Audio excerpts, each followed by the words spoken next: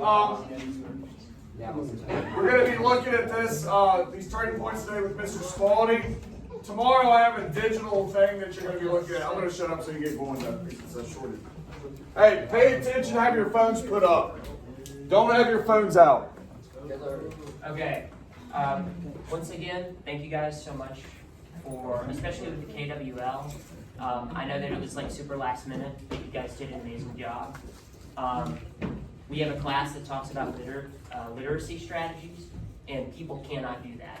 Only juniors and seniors that are pretty high level within reading can immediately pick it up, and you guys did, so that's super impressive. Great job. And the answers yesterday were really solid too. But instead of giving pretext, we talked about kind of the last slide was we're winning right. Like everybody thinks that we're doing super well. And we ended it in the end of 1967. What was the promise that America made to the people about the war? What was being said? We're gonna win. Yeah, we're gonna win, right? Like we're this close. What was the strategy for America?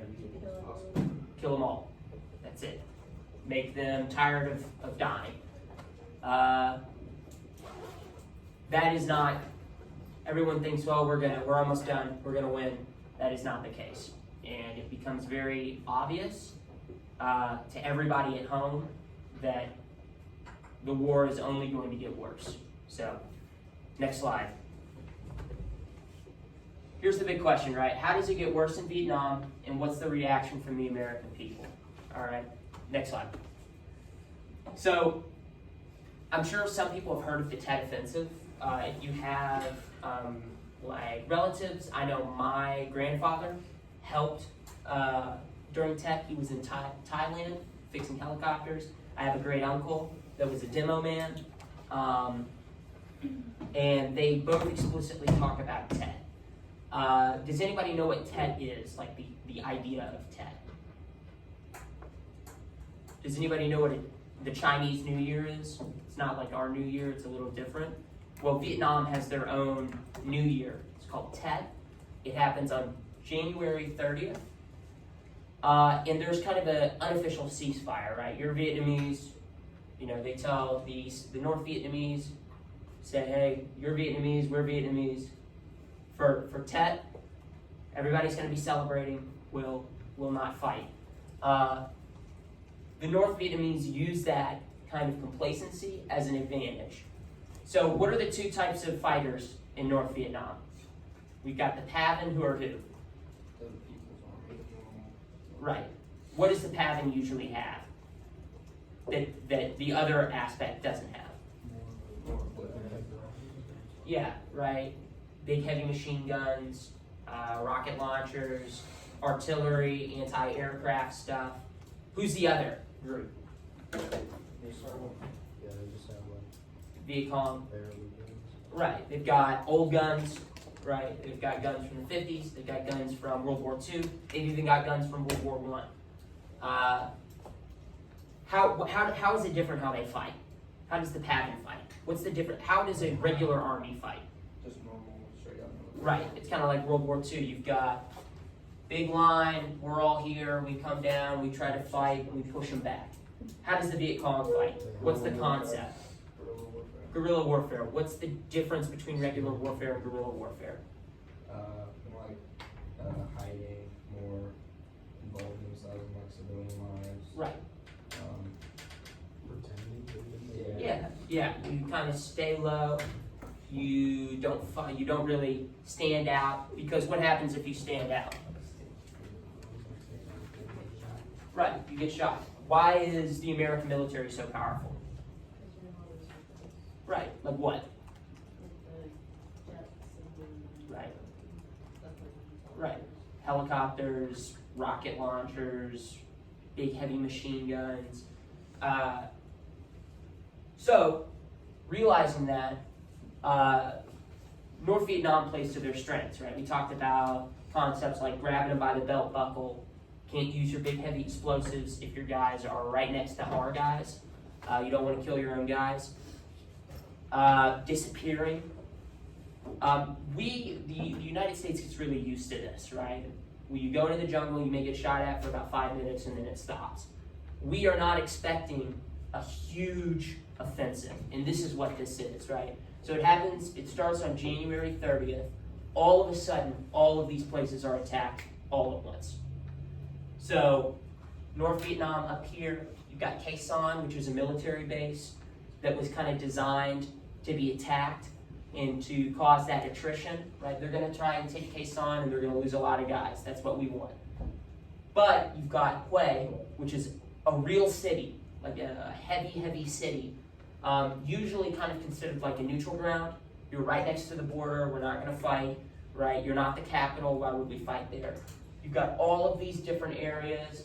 Da Nang is a like settlement area. Got all of this stuff all the way down here, right? It's not just on the border of North Vietnam. It's even in the capital. And so this is a multi-month fight by the Viet Cong and the PAVN. There are hundreds of thousands of soldiers fighting, and there are battles in Hue, Khe Sanh, and Saigon. So what kind of places would be targeted, right? The goal is to weaken the government, right? Because the South Vietnam's government's super strong? No, right? Constantly changing leaders. They need a lot of American money, a lot of American guns to even stay afloat. So the North Vietnamese are thinking, we're going to deal a death blow, right? They're super unpopular outside of the cities. So if we all show up and we're fighting, we show how weak the government is, that means all of the villagers are going to join us and then overthrow the government, and then it's over. That's the thought process. But it doesn't turn out like that. But in that goal, they try to target what? If you're trying to overthrow the government, what are you going to target? Say that again? Their leader, right? What kind of buildings are you going to try and target? Right. When you go to, what are some essential things that a government needs to function, right? You've got, like if I get in trouble with the law, where do I go? Prison. Or to get out of it and to have my trial, where do I go? Court. You go to the courthouse, you have prisons, you've got offices, you need to get your registration. Here we've got like county clerk's offices and stuff like that. We've got government buildings where the mayor lives or where the mayor works, banks. So when they attack, they're not just blowing up random houses, right? It's a targeted attack on anything that the government has that can keep things going. It's a very deliberate attack. And we actually have a video of the fighting. It gets very, very intense.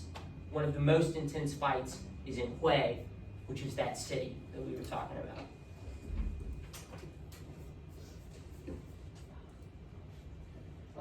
That's good. 1968 was a year like no other. And throughout this year, we'll be taking a look back. We start in Vietnam with the Tet Offensive, which began 50 years ago this coming Wednesday. David Martin has the story of Americans under fire in the frontline city of Hue. The 26-day battle for Hue was fought street by street, house by house, room by room. 216 American troops were killed and another 1,300 wounded. Many people are hurting real bad right now. We lost 2nd Platoon. They were wiped out. And 41st Platoon. They lost a lot of people. 10,000 North Vietnamese and Viet Cong had seized Hue at the outset of the Tet Offensive. And then you see there's one little tin roof sticking out. And the Marines were sent in to claw it back. If there's anything close to hell, it had to be Hue. That's the voice of Sergeant Bob Toms, wounded 6 times, but still alive today. In this photo, he's leading an assault on a tower the enemy was using to shoot down on American troops. The night before, he had joined his Marines in prayer. Everybody held hands. This was our prayer. God, We know we're about to see you in person. If we've got to die in this town, let us die like men and Marines, and don't embarrass ourselves or our families or the Marine Corps. Amen. One of the images in this exhibit are the first 12 men that went up the tower. And within 30 seconds, 5 of them were critically injured. John Olson, then a 20-year-old Army photographer, took these extraordinary photos, including this sequence. A wounded Marine is in agony. Wrapped in a blanket, he whispers the Lord's Prayer as his life slips away, and another wounded Marine stands guard. Later, a chaplain administers last rites. It was a totally new combat experience for all these men. They'd never been in house-to-house fighting before. Olson's photos are now on exhibit at the museum in Washington, D.C. to mark the 50th anniversary of the Tet Offensive. If you had to choose the most important event of the Vietnam War, it certainly would be the Tet Offensive. It changed how people looked at the war. Doing so, it changed the war itself. Walter Cronkite, America's most trusted newsman, went to Hue, the longest and bloodiest battle of Tet, having to undergo heavy and small arms mortar fires. and came back to tell the public the war could not be won. For it seems now more certain than ever that the bloody experience of Vietnam is to end in a stalemate. Nothing delivered that message more vividly than Olson's photo of wounded Marines being carried out of Hue on a tank. What I see when I look at that photo today are 7, 18, 19, 20-year-old kids, badly wounded. It's painful to look at.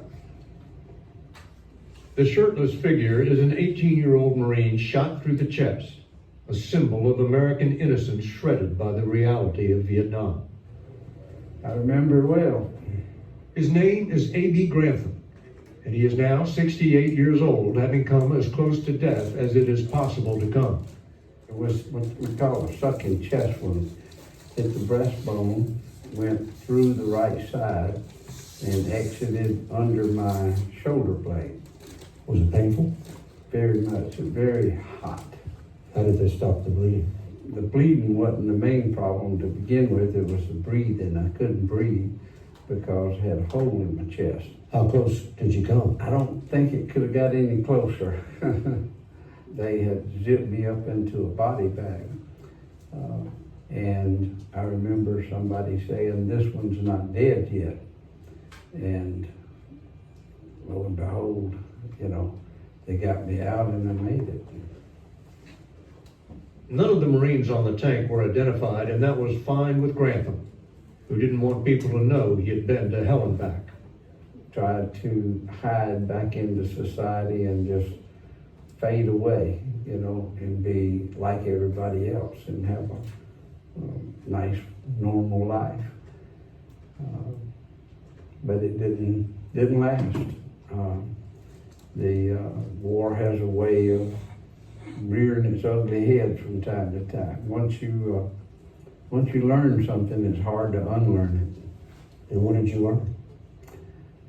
I learned that humanity can be very cruel to each other. Grantham was diagnosed with severe and chronic PTSD.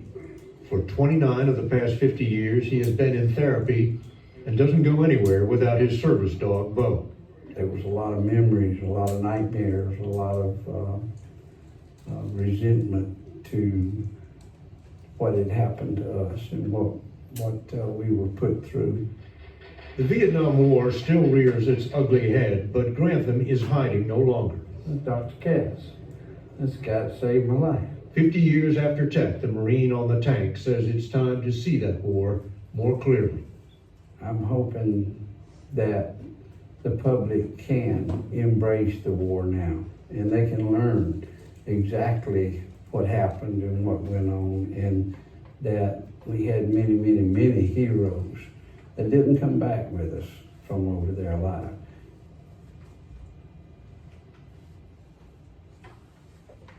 So I chose that video for a number of reasons, right? It talks about the offensive, it shows the fighting in the city, how chaotic it was, but it also shows one of the main effects of the war, which I'm sure you all will talk about soon. All wars have their own PTSD, and it's called different things. But like in World War I, it was called shell shock because of so much explosions. And there are videos of like French soldiers being shown a helmet and them shaking, putting their hands over their face, shaking uncontrollably, screaming and running. It wasn't until really Vietnam that it became PTSD. And the media around PTSD softened, and people became much more understanding about it. But you all will touch on that later, and we'll touch on that when we get into kind of what makes the war sour on Americans. But thousands of Americans are killed and wounded in just a few weeks. We're going to go to the next slide, and this is what I want us to focus on, especially with Ted. So what's going on here, right? What do we see in this picture? Over here. Where are they? Say it again. Right. Are they in an urban area? No. They're kind of out in the woods. And there were many more pictures I could have chose where it's literally hard to see the people walking because the jungle is so thick. This is what Americans got used to Vietnam looking like. You know, drop our guys off, they go out there, they kill a ton of people, and then they come back. People were used to this, right? They're out in the countryside where there are small pockets of guerrillas. We're just kind of hunting them down.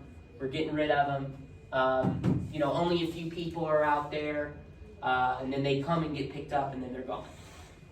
What do we see here in this picture? Right? Are they in a forested area? No. Are they in the jungle? Is it just a few guys? No. I mean, you've got guys ducking in cover in the streets of a city. When Americans saw this, and you got to remember, Americans are watching this the whole time on TV, like we talked about with World War II. There was nobody filming live footage of World War II, right? If you film something of World War II, it's either propaganda or it takes a while for it to come out. People hold on to the film and don't let the army see it because the army will say, no, we don't want to show this. And in World War II, there's actually a taste of that. The army shows a movie of Marines on Tarawa, which is an island in the Pacific, and people were outraged because there's video and pictures of dead American soldiers laying in the sand, with just water coming up and turning red as it comes back out. And people were upset. They were really, really upset. And that was in the 40s. You got to imagine watching this every night, seeing the list every week of men that were killed, especially if you have your brother or your son over there, or your husband, or your father.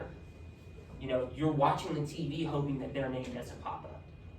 So when Americans see this, they're like, hold on, like this is not how it's supposed to be going. Why are they fighting in cities? I thought that this was a countryside war, that this was nothing. And that's what we want to take away from the picture, right? You've got the idealized, we're just going out into the boonies, like we're just walking around in the woods looking for guys, which has its own problem, like what are we doing? But this is different. And we were told the war's almost over. Why are we fighting? Why are our men ducking and cover in a city where just a few days ago everything was okay? So we're going to see more of that in the next slide. Kind of what we talked about with losing control of the narrative. So what was the narrative? One more time. We're winning. It's this close. We've almost got it. You know, they're almost beat. It's just a bunch of guys wearing civilian clothes with a bunch of old guns in the woods. Americans are seeing pictures like these, right? They talked about the tower storming. All of these guys are ducking in cover.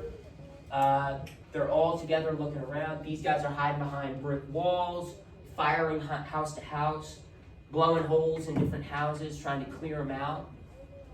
Within 1 year, 16,592 Americans are killed. And almost 37,000 are dead in just 4 years. Almost half of that number is in 1 year, 1968, with this offensive. That is way more than the American people bargained for. In Korea, it was about 35,000 over 3 years dead. Now it's 16,500 in 1 year, and obviously the war is not over.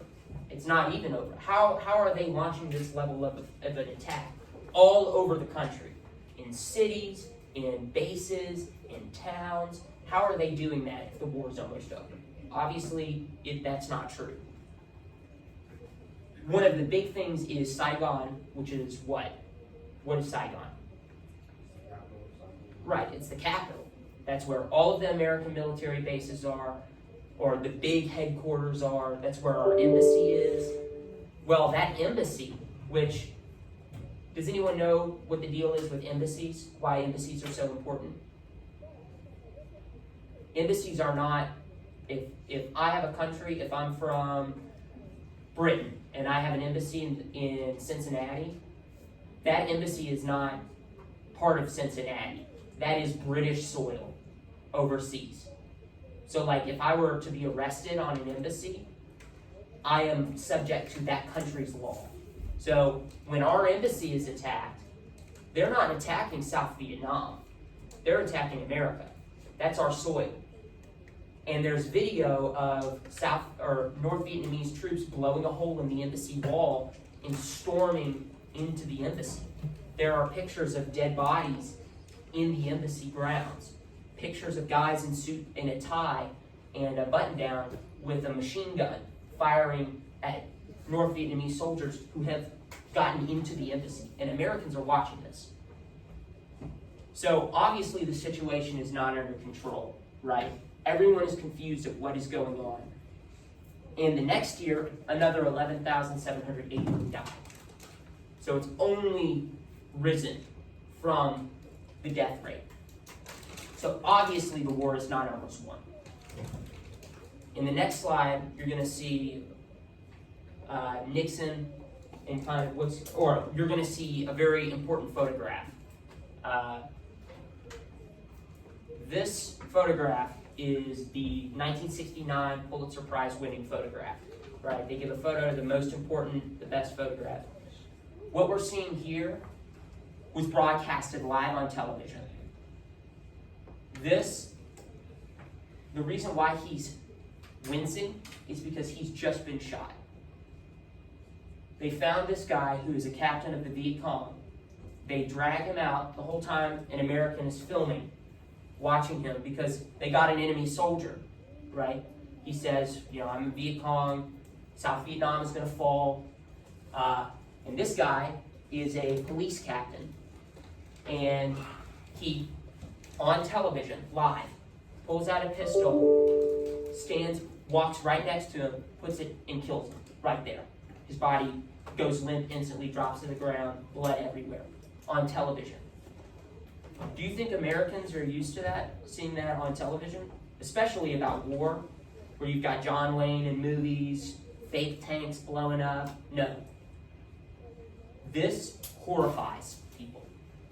Constant complaints. President Johnson is infuriated that this was even shown.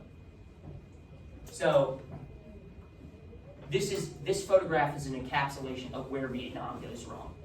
We're now watching people get killed live on television. So in the next slide, we're going to talk about Johnson falling, right? So Johnson was the president for 4 years. In leading up to the election, he says, I'm not going to run again, which is crazy, right? He admits, I am not going to be president again. It's up to you guys. He's exhausted. He's tired of the war. He's done. Chicago has a Democratic convention where they announce who the new candidate for president is. Well, that convention is being protested. And there's video of the convention, and outside the convention, Chicago police officers are beating protesters brutally. I mean, live on television. There's one quote from a guy that says, "I watched a guy that looked like my dad beat a guy that looked like me on television." All in color. There's a great movie, The Trial of the Chicago 7, that talks about this. Police officers would take their badge off so that they couldn't be identified and reprimanded for abuse later. They would take their badge off and their number off, and then they're just a guy with a club. And it's a disaster. I mean, it looks horrible for the Democrats, and they end up losing the presidency pretty harshly. Nixon pledges, "Hey guys, I pledge to you that we shall have an honorable end to the war in Vietnam." That does not happen. In fact, we don't leave until 1973. Nixon starts to bomb Cambodia and Laos, which, shockingly, are not Vietnam.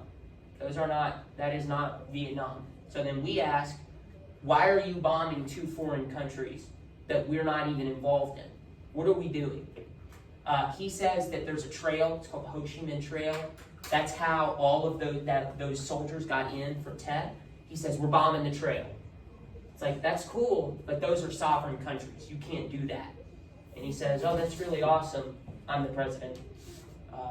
That's tough. Even more problems. Nixon also is super harsh on anti-war protesters. He has this idea that everyone's out to get him, and everybody is being backed by who? Who's behind all of this anti-American stuff? Communists, right? Oh, you don't just not like the war. You're a communist, or you're getting money from communists. You don't just believe in civil rights. You're a communist, and you like communism. So that quickly makes him even more unpopular. So, moving into the next slide. This is where it gets bad. Like, this is where we're done. By 1970, U.S. soldiers are increasingly becoming more disillusioned. Does anybody know what fragging is?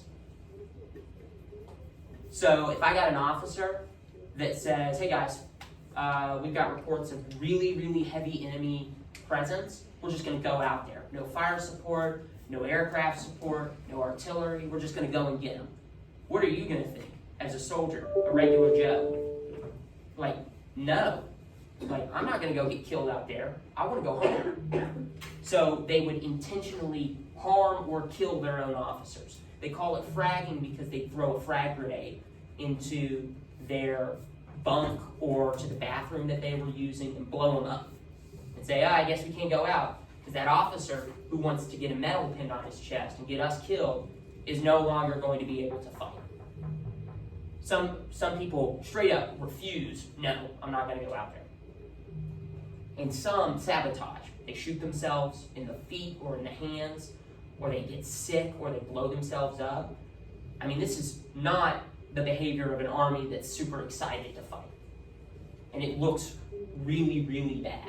Speaking of looking really, really bad, the Pentagon papers come out, basically saying these are leaked documents from the Pentagon, which is the U.S. Department of War, that says how ineffective we are in Vietnam, saying all the problems that are in Vietnam. Nixon is infuriated. Who leaked them? What happened? And it doesn't matter. Cat's out of the bag. You've then got the My Lai massacre, which we learned about in 1969, that happened in 1968 in March. This picture is of it, one of the left behind things. And this question, and babies, is one of the most infamous quotes because they're interviewing one of the people that participated in the massacre. And the army officer asks him, you killed women and children? And he's like, yes, and babies. So we learn about this and people lose it. I mean, over 500 people are killed. Women, children, elderly people for no reason. No fighters were killed. And we actually have a video from one of the survivors that talks about it.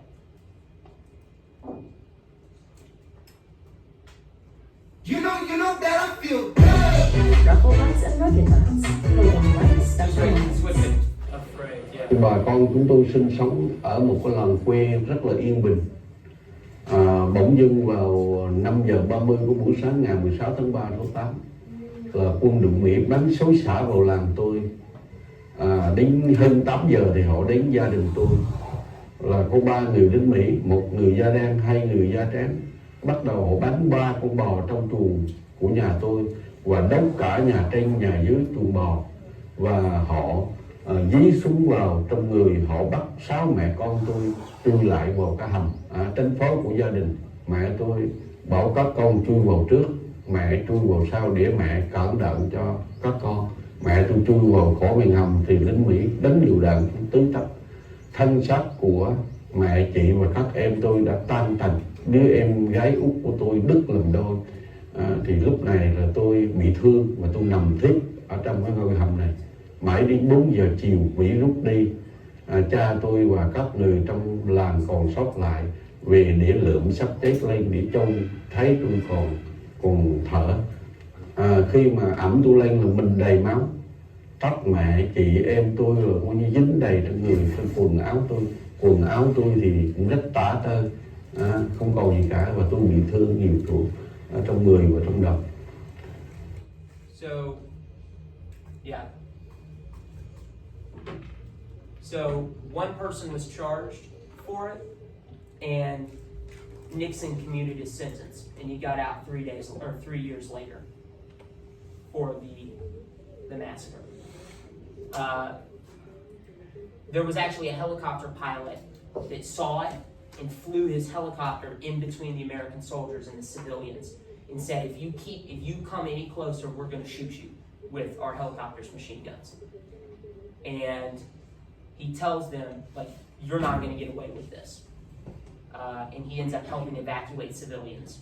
His name is Hugh Thompson Jr. He just died recently, but he was basically blacklisted from the Army for exposing it. And the Army was trying to figure out who exposed the massacre. They wanted to keep it under wraps. So we're hearing all about this, and you can imagine, if you're already against the war, like, it makes it even more insane. And you'll talk about it with the home front. People are huge protest songs, all of this different things. All while this is going on, there's the draft, which you watch on live television, and they draw your birthday, and then you're like, well, I guess I'm going off to war. Doesn't matter if you don't want to go. If you're 18 and you're a man and you are healthy enough, you're going to go, unless you're in college, or you can get somebody to go for you. Is college cheap? You all are learning that. You will all learn that firsthand, trust me. No. So who do you think it's going to affect the most? Who do you think is going to be affected by the draft the most? Poor people, right? Particularly poor people from rural communities and minorities are going to be affected. So by 1970, the war is super unpopular. I mean, there's a lot of people that say, you know, I support America, but we need to get out. In the next slide, right here, we're looking for a way out. It's perfect. So the U.S. shift towards Vietnamization. What that means is you're moving fighting over to the Army of South Vietnam. Like, we're going to step away. You all fight for us. We'll give you your training, we'll give you the guns, but you all got to do the fighting. And by that time, we start taking troops away, right?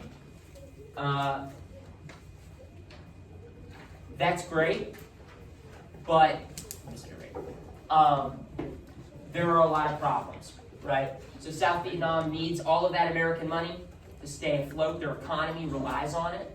If we just take all the American money away, then they're screwed. The ARGN troops also lack the firepower that Americans have, and they also lack the will to fight. They're tired. And a lot of them want to be one country already. So it becomes a real problem once Americans start to leave. The North Vietnamese get more and more bold, more and more able. And those troops withdrawals begin in 1969. And by 1973, we're out of Vietnam. Does anybody know what happens 2 years later in Vietnam? Saigon, when like all the U.S. like embassy people, Right. everything, they left on the helicopter. That's that famous picture of all of those people trying to get onto the helicopter. That's the United States leaving Vietnam for the final time. Because the country is overrun and North Vietnam wins. That is why Vietnam today has a communist party. So the last question, right? Was the war in Vietnam successful? What do we think? No. No, it was not. We killed a lot of people, but Vietnam's flag is a red background with a yellow star. That is not an American-esque background. So why do we think it wasn't successful? What are some of the big reasons?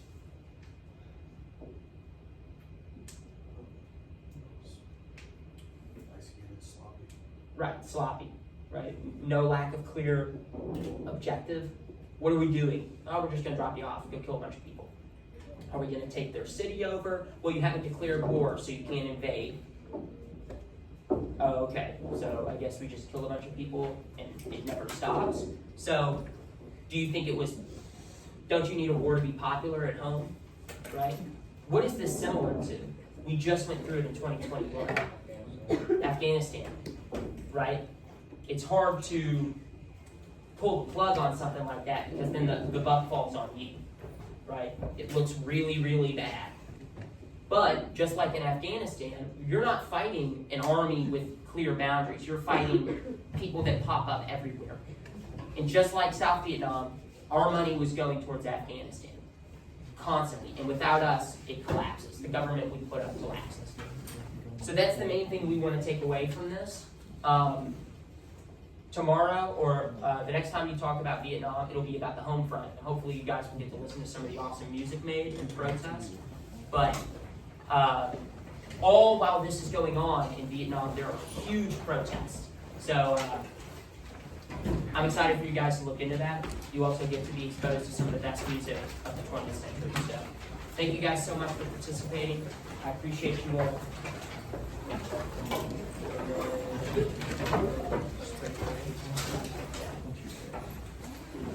Have a great spring break, everybody, because I will not see you tomorrow. You too, Mr. I should. Tell me how good the birthday is when you come back. What? Tell me how good the birthday is when you come I back. got you. Follow the Insta. I got you. Mr. Sada, What up? are you gonna call me in the first semester with my face? I'll try. It's 8 clubs today, so we should be all right. I'll make the appointment right now. Middleton, right? And it goes back to Wednesday, Thursday. So, like, When you're trying to be a teacher there, and it's all residents, you wait for this is over here all day. No, you are easy. I don't wanna get caught up to leave. But yeah.